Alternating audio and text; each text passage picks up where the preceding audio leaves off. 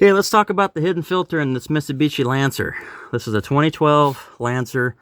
No, this is not an Evo. This is a 4-cylinder with the CVT transmission. CVTs are a little bit different than automatics. They stand for continuous variable transmission. Kind of like a snow machine or a golf cart clutch type thing.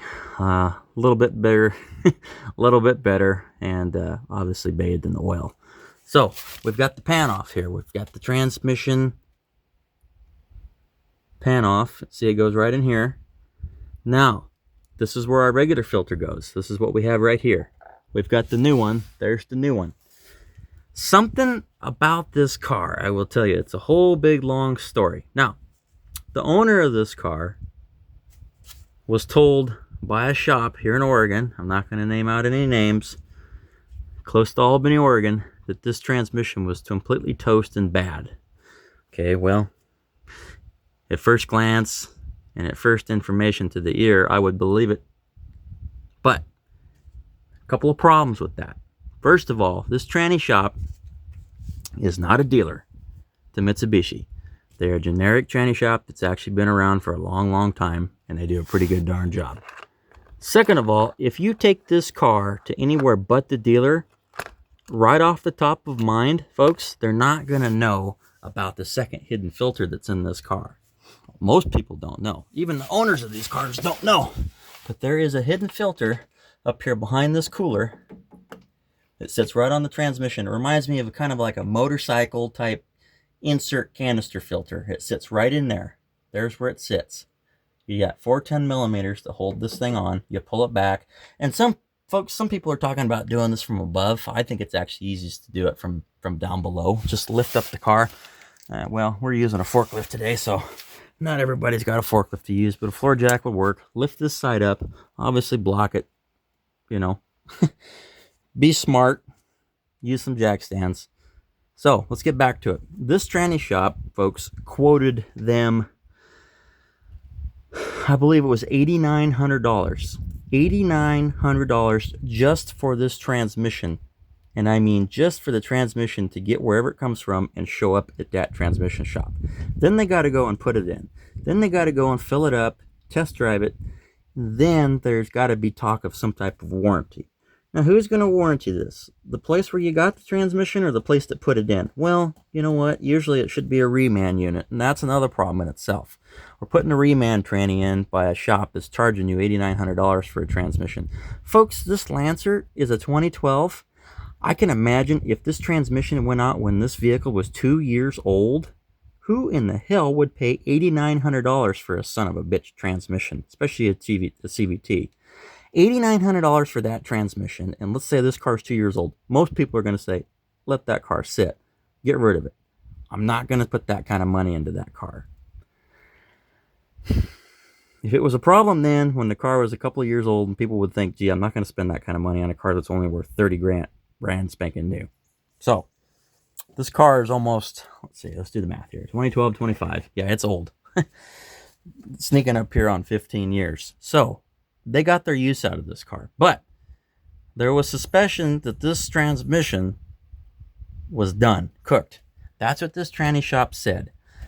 Now, they didn't check the transmission. They didn't pull the pan. They looked at the fluid. They looked at the level and said, it smells kind of burnt. You know what? I've smelled a lot of burned tranny fluid in my life. And the transmission fluid did not smell burnt. It smelled goofy because all these mineral oils and all the mixtures they've gotten them these days, they got a lot of stinky stuff in them, and they all stink. So, they didn't pull the pan. They didn't look at the filter. They definitely, and I'll show you something else. I know for sure they didn't look in here. Because you see that metal on that magnet? That magnet's doing its job.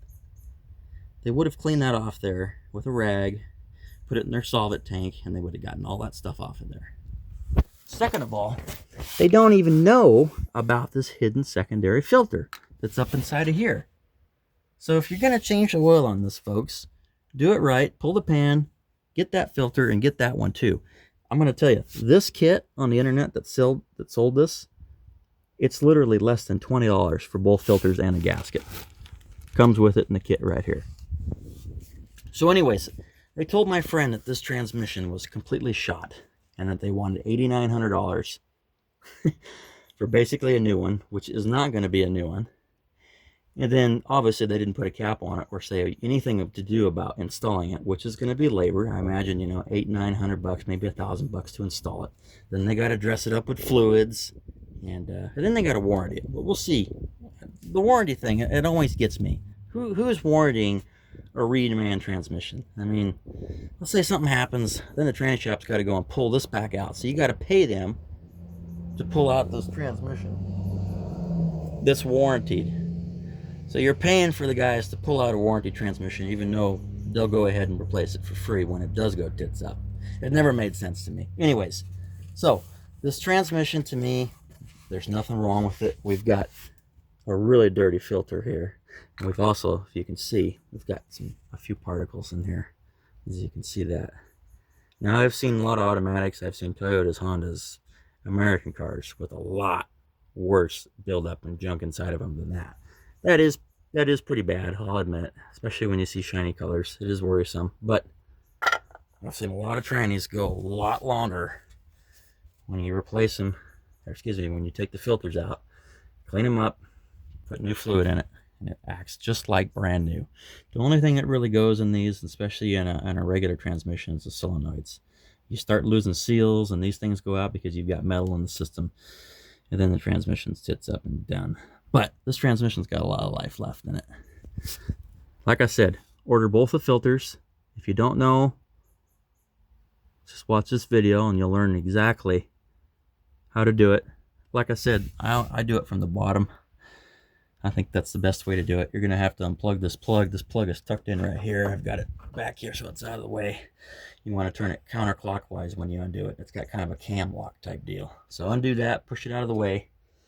Go ahead and get your fluid. It's going to be Mitsubishi J4 rated, Juliet 4. That's the rating code for the oil that belongs in this transmission.